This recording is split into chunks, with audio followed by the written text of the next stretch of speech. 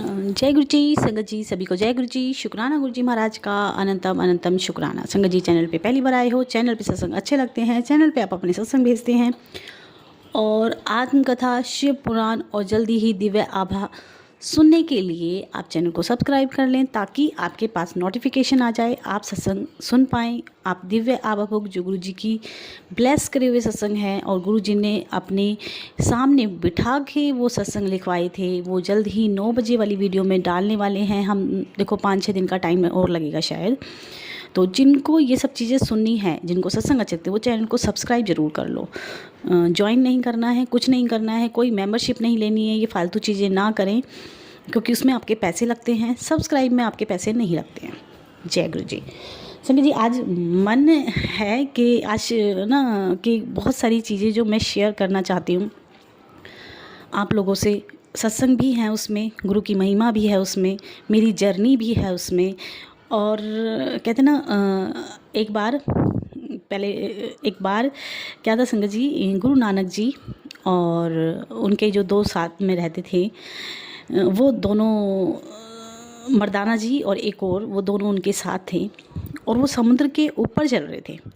तो मर्दाना जी पूछते हैं कि हम चल तो रहे हैं समुद्र के ऊपर, लेकिन हम चल किसके ऊपर रहे हैं? गुरु नानक जी बोलते समुद्र के ऊपर। बोले नहीं, हम समुद्र के ऊपर भी शायद किसी चीज़ के ऊपर चल रहे हैं, क्योंकि पानी पे चलना ये तो पता है कि गुरु नानक जी सब कुछ कर सकते हैं, लेकिन उन्होंने फिर भी पूछा तो बोले एक मछली है जिसके ऊपर हम चल रहे हैं। तो जब वो बोले अच्छा इतनी बड़ी मछली, कहते ना परमात्मा के आगे लेकिन किंतु परंतु नहीं होता। मछली मतलब इतनी बड़ी मछली, ऐसे कहना मतलब गुरु के वचनों की अवहेलना करना। किंतु परंतु जिसे गुरु जी बोलते थे इफ़ बट नहीं किया करो। तो उन्होंने हुक्म मान के उस पर चलना शुरू किया और इतिहास में या वाणी में लिखा हुआ है कि वो 3 दिन तक 3 रात उस मछली के ऊपर चले और जब वो किनारे पे उतरे तो मछली की रूह निकल के उस पानी से बाहर आई और माफ़ी मांगने लगी कि रब परमात्मा गुरु मुझे बख्श दो। तो गुरु जो मर्दाना जी थे वो सारा वृतांत देख रहे थे कि ये क्या हो रहा है, तो मछली की रूह बाहर आ गई है। तो गुरु नानक जी से उन्होंने जब पूछा तो उन्होंने सारी बात बताई कि एक बार मतलब ये जब भी मैं इसको कुछ काम बोलता था तो ये 1 सेकंड में मछली की तरह तड़प जाता, मतलब काम चोरी करता था। तो मैंने एक मेरे मुंह से कहते ना गुरु जी क्यों नहीं बोलते थे, इसीलिए नहीं बोलते क्योंकि परमात्मा का बोला हुआ एक एक वचन सत्य होता है। गुरु जी इसीलिए जब भी बोलते थे, कुछ ब्लेसिंग देते थे, कुछ उनके मुख से सुनने के लिए संगत तरस जाती थी कि गुरु महाराज शायद किसी को आज ब्लेसिंग देने वाले हैं, किसी का कल्याण करने वाले हैं। किसी को डांट के भी गुरु जी ब्लेस कर देते थे। इसीलिए गुरु जी बहुत कम बोलते थे क्योंकि उनसे मुख से निकले हुए वचन सत्य हो जाते थे। तो गुरु नानक जी ने कहा कि एक बार ये मैंने इसको कुछ काम के लिए बोला और ये फिर काम चोरी करने लगा और मेरे मुंह से निकल गया, गुरु नानक जी के मुख से निकला कि तेरे को जब भी काम बताया जाता है ना तो मछली की तरह तड़पना शुरू कर देता है। तो बोले कि मैं जब से मछली बन के इसमें समुद्र में हो रहा हूँ, आज परमात्मा गुरु नानक जी वो हाथ जोड़ के खड़ी थी मछली कि आज मुझे तार दो। तो गुरु नानक जी कहते हैं तारने ही तो आया हूँ, तारने ही तो आया हूँ, नहीं तो। क्योंकि गुरु नानक जी एक जगह नहीं रुकते थे, वो भ्रमण करते रहते थे और लोगों को तारते थे, लोगों को शिक्षा देते थे, लोगों का कल्याण करते थे। वो धरती पे कहते ना परमात्मा परमेश्वर बन के आए थे लोगों को तारने। तो जब उनके मुख से निकला कि मैं तारने ही तो आया हूँ, और क्यों आया हूँ, तो उन्होंने उनको ब्लेसिंग दी और वो मछली की रूह जो है निकल के मुक्त हो गई। अब एक चीज़ तो संगत जी ये कि हमारे गुरुजी भी हमें तारने आए हैं। गुरुजी ने एक एक शब्द जो गुरुजी ने बोला है ना संगत जी कि मैं तारने आया हूँ, मैं तुम्हें रब से जोड़ने आया हूँ, मैं तुम्हारी गुनाहों को बख्शने आया हूँ, बख्शा लो, तर जाओ, तारने ही आया हूँ। तो हम कौन से भुलावे में हैं संगत जी, हम कौन सी दुनिया में हैं कि परमात्मा हमें तारने के लिए हमारे समक्ष है, हमारे साथ है और हम तरने को तैयार नहीं, हम चीज़ों के पीछे भाग रहे हैं। इसके बाद जो मर्दाना जी थे क्योंकि वो उनका एक वाणी में लिखा हुआ है कि उनका कभी कभी उनको भूख लगती थी, गुरु नानक जी उनको कुछ बोलते थे तो वो मना कर देते थे कि नहीं अब मेरे को भूख लगी है, अब ये नहीं करना। तो वो हाथ जोड़ के गुरु नानक जी के आगे खड़े हो गए कि मैंने तो बहुत गलतियां की हैं आपके साथ रहते हुए, मैंने तो बहुत कुछ किया है, मुझे भी बख्श दो। तो गुरु नानक जी ने उनको भी बख्शा। मतलब परमात्मा के आने का कारण हमें दंड देना कभी नहीं होता संगत जी। एक चीज़ हमेशा याद रखना, वो हमें दंड देने नहीं आते हैं, वो हमारे किए हुए को भुगताने नहीं आते हैं, वो किए हुए का लेखा जोखा भी लेने नहीं आते हैं, वो सिर्फ़ और सिर्फ तारने आते हैं। श्री कृष्ण आए धरती पे, उन्होंने कितने राक्षसों का कल्याण किया। जिसने राक्षसनी ने उनको सिर्फ दूध पिला के, जहर का दूध पिला के उनको मारना, उन्होंने माँ की उपाधि दी, उसको भी तार दिया। तो परमात्मा हमेशा तारने आते हैं। राम जी ने कितने राक्षसों को मारा, लेकिन वो एक श्राप के कारण थे जो राक्षस बने थे, और उनको मुक्त कर दिया। तो परमात्मा, अगर हम गुरुजी महाराज से डर रहे हैं ना संगत जी, कि गुरुजी महाराज हमसे गलती हो गई, डरना है तो कर्मों से डरो, अपने किए हुए पापों से डरो। गुरुजी के महाराज के समक्ष डरने की ज़रूरत नहीं है, अपनी गलतियों से डरो, गलती नहीं करो। लेकिन गुरुजी किसी को पनिशमेंट नहीं देने आए संगत जी, हमेशा तारने आता है विधाता। क्योंकि गुरुजी महाराज भी हमें तारने आए थे, हमें रब से, परमात्मा से प्यार करना सिखाने आए थे। कहते हैं ना, परमात्मा हमें कुछ सिखाते हैं और हम कुछ और ही सीख जाते हैं। तो कहते हैं ना, अमृत वेला की अगर मैं बड़ाई बताऊं तो अमृत वेला की बड़ाई इतनी है संगत जी, मैं जीता जागता सबूत हूँ। मेरी लाइफ में बहुत कुछ अमृत वेला से बदला है। अमृत वेला से ही मेरा गुरुजी ने मेरा जीवन संवार दिया, वो एक अलग चीज़ है। लेकिन आज जो हम बात करने वाले हैं, एक बार गुरु नानक जी, क्योंकि संगत जी आपने देखा होगा बड़े मंदिर में शिव जी हैं, गुरु नानक जी हैं और गुरु जी हैं। लेकिन गुरु जी सबसे हम मिलने जाते हैं संगत जी, तो हम ऐसा नहीं है कि गुरु नानक जी को मत्था नहीं टेकते, हम शिव जी को नहीं टेकते, हम सबको टेकते हैं। क्योंकि परमात्मा एक है, एक ओंकार, एक परमात्मा, एक ओंकार सतनाम कर्ता पूरक निर्भो निर्वय अकाल मूरत अजोनी से भंगुर प्रसाद जप आज सच जुगाद सच है भी सच नानक होसी भी सच। मतलब परमात्मा एक है, रब एक है, उनको डिवाइड हमने ही किया है। जब वो अलग अलग जोनी में, अलग अलग रूपों में आए, हमने एक रूप को प्यार दिया, एक रूप को पूजा। उस रूप की ही मैं बताती हूँ आपको कि एक बार नाम क्या था उनका, नाम बुड्ढा जी, संत बुड्ढा जी थे।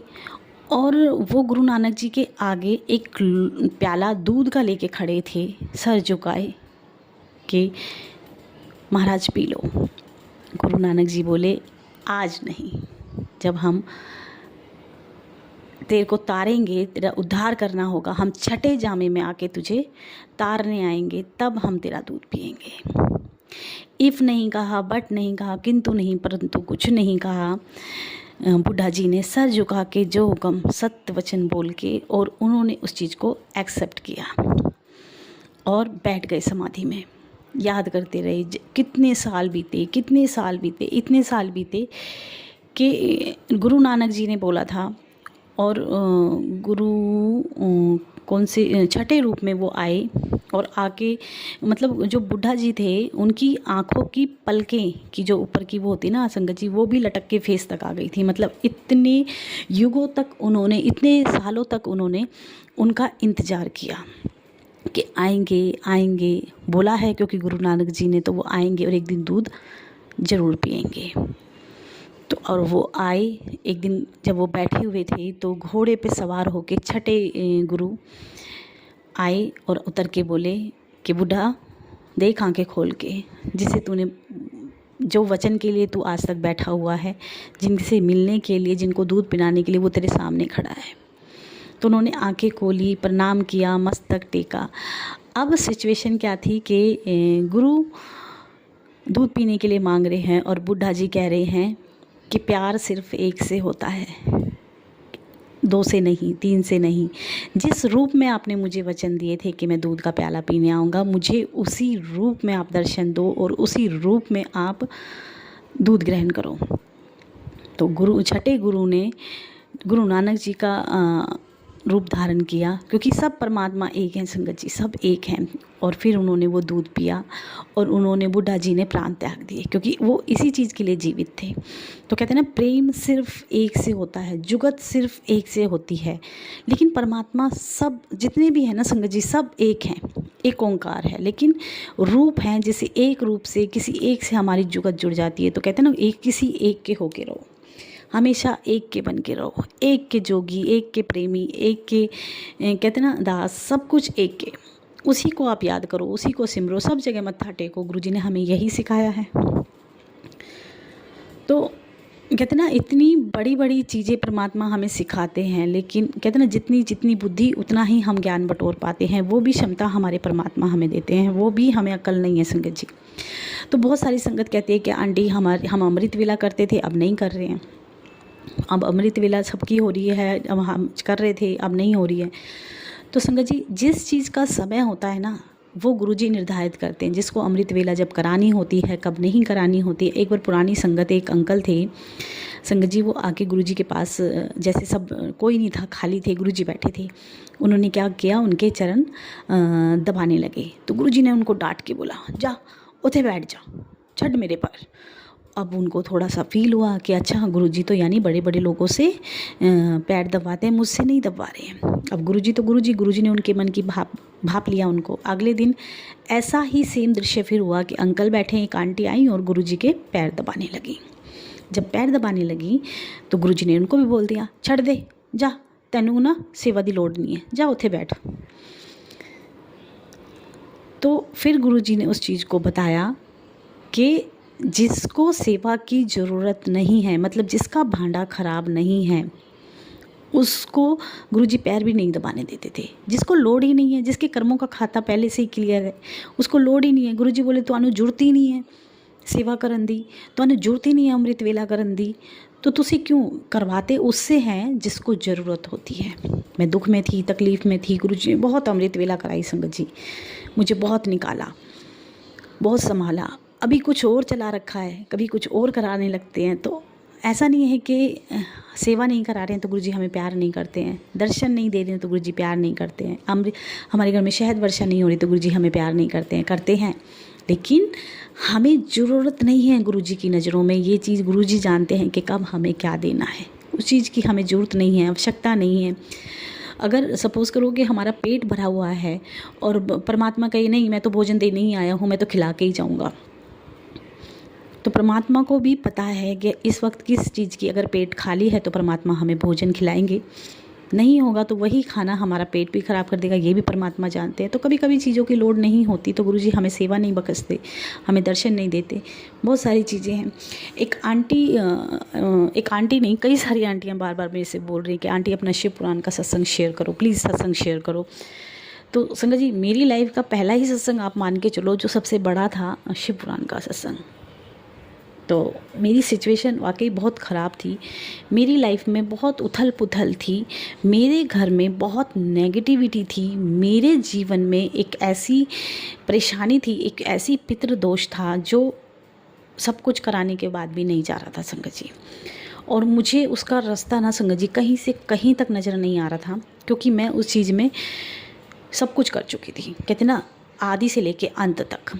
और उस चीज़ का इफ़ेक्ट ऐसा था कि मेरे हस्बैंड का मेंटली जो था ना, हम लोगों को टॉर्चर करना, वो बढ़ता जा रहा था, वो इस हद तक बढ़ता जा रहा था कि हम उनसे प्यार कम और डर ज़्यादा रहे थे।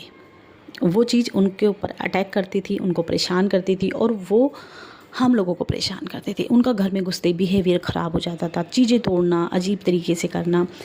और बहुत सारे पंडितों को मैंने दिखाया जिन्होंने मुझे ये बोला कि आपके घर में पितृदोष है, कोई चीज़ है जो आपको इफ़ेक्ट कर रही है, लेकिन इलाज किसी के पास नहीं। मैंने 40 हज़ार की संगत जी पूजा मैंने कराई, नहीं हुआ कैसे वो मैं आपको बताती हूँ। गुरु की कृपा हुई संगत जी, मेरे पास शिव पुराण भी नहीं थी, और शिव पुराण पढ़ने का कहीं से कहीं मन भी नहीं था, क्योंकि मुझे बहुत चीज़ें मतलब इरिटेशन होती है बैठ के पढ़ना करना। मैं उस टाइम बहुत मतलब बचती थी इन चीज़ों से, और शिव पुराण में तो मुझे कोई दिलचस्पी ही नहीं थी। एक गायत्री मंत्र पढ़ लेती थी, कभी कुछ कर लेती थी, ऐसा मेरा टाइम था। एक दिन मेरी एक फ्रेंड का, मैं गुरुजी से जुड़ चुकी थी, लेकिन मतलब गुरुजी को मैं मानने लगी थी। मानने क्या लगी थी, बस गुरुजी की कृपा हुई तो वो मनाने लगे थे कि मैं हूँ तेरे साथ। तो संगत जी, मेरी एक फ्रेंड मेरे से बोली कि हम शिव पुराण का पाठ कर रहे हैं, तू आएगी? मेरी दो ही शब्द बोले थे उनको कि पहले मेरे घर में शिव पुराण होगी रूबी, पहले हम अपने घर में, मेरे घर में कर, बाद में कहीं और करियो।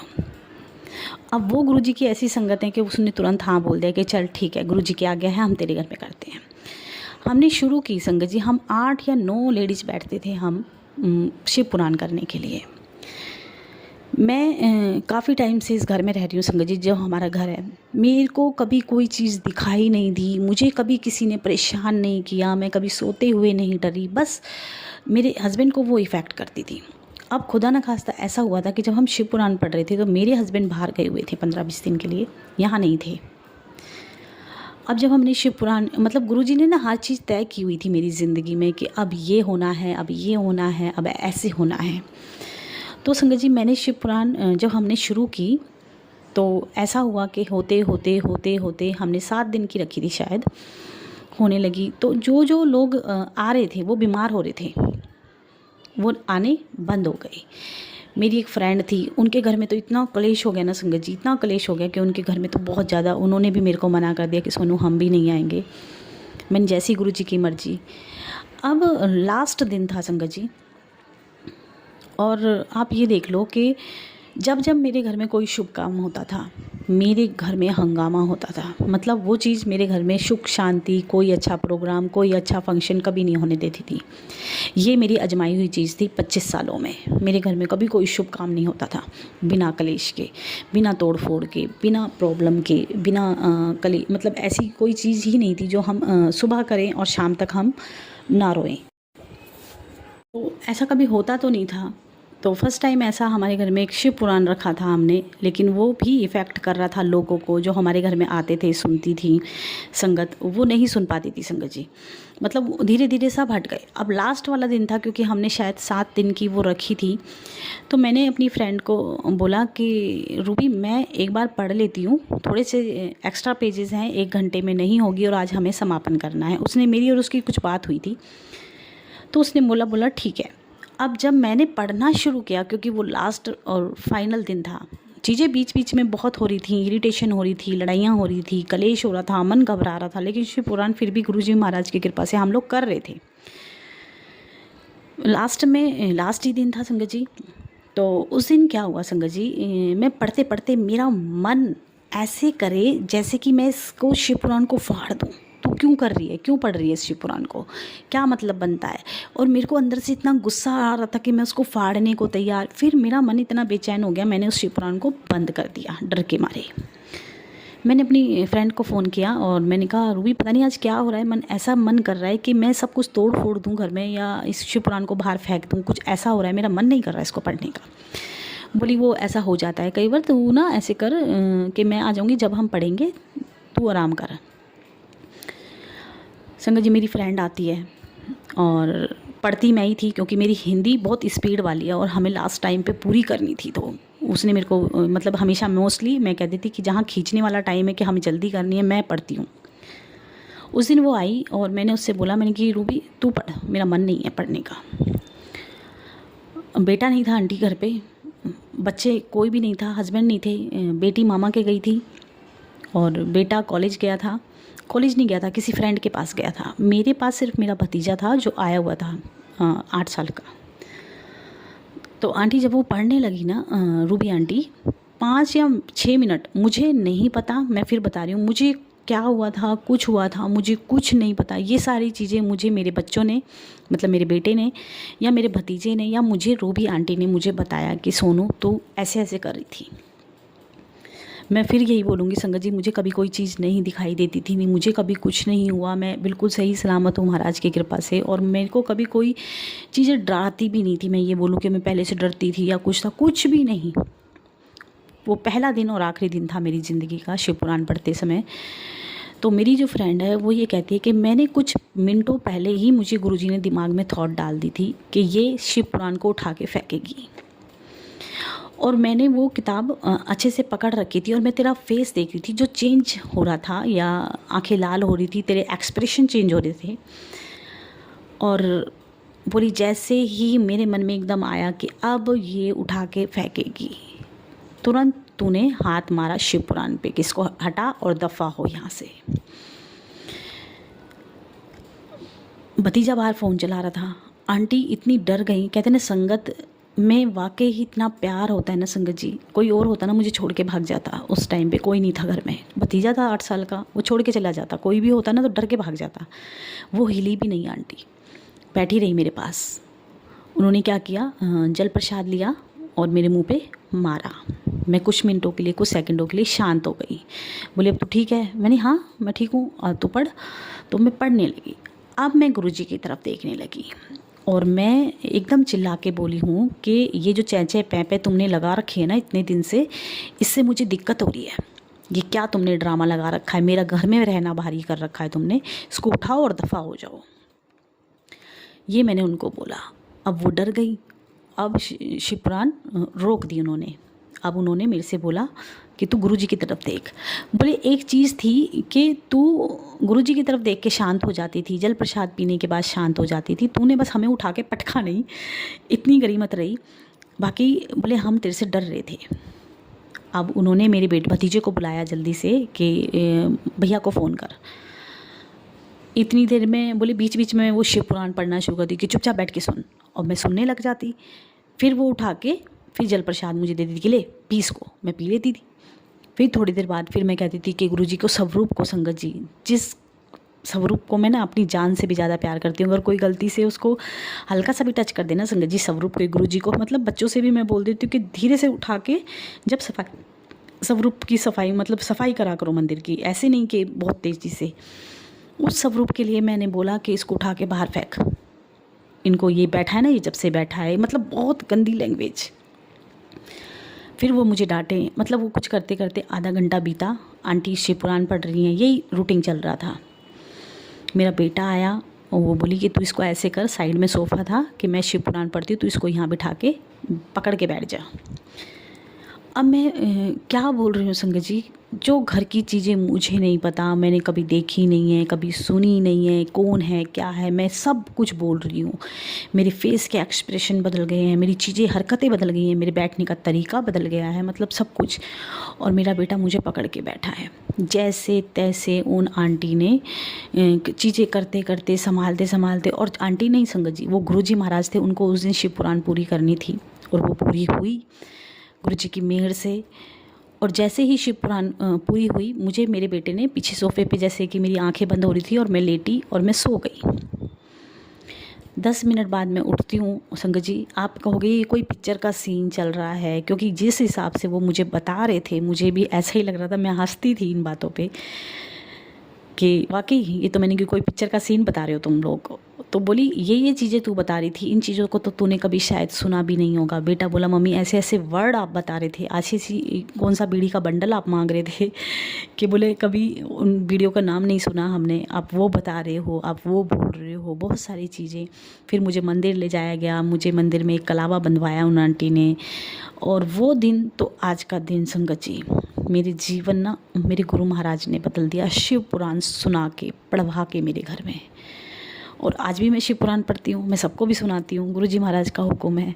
लेकिन कहते हैं ना संगत जी, कई बार हम लोगों को कुछ कर लेना चाहिए, हमें करनी चाहिए चीज़ें। जब महाराज का हुक्म हो ना तो बैठ जाओ कमर कस के, कि जो भी होगा ना देखा जाएगा, लेकिन हम शिव पुराण करेंगे। शिव पुराण में वाकई बहुत शक्ति है, करने कराने वाले गुरुजी हैं।